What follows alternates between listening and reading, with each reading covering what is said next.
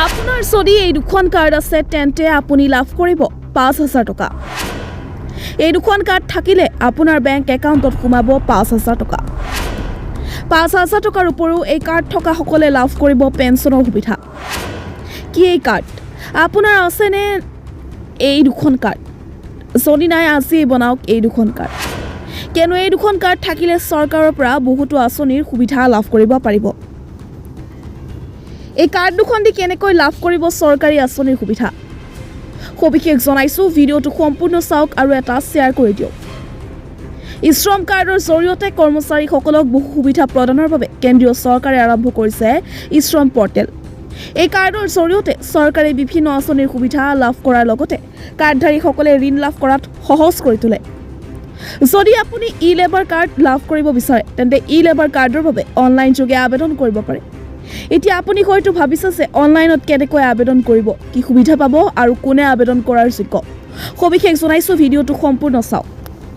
Online ই labour কাৰ্ডৰ বাবে আবেদন কৰাৰ লগতে নিশ্চিত কৰক যে আপুনি তলত দিয়া যোগ্যতাৰ মাপকাঠি পূৰণ কৰিছে।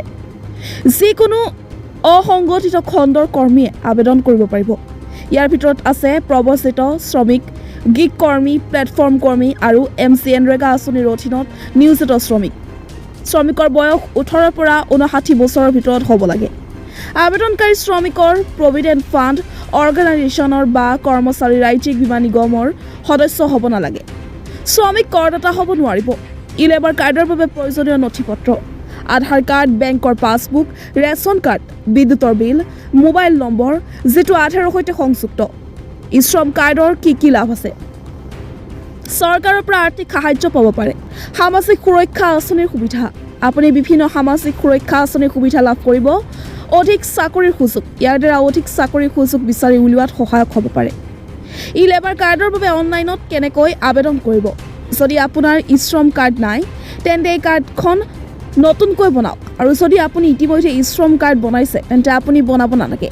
সেই কাৰ্ডৰ জৰিয়তে আপুনি সকলো চৰকাৰী সুবিধা লাভ কৰিব।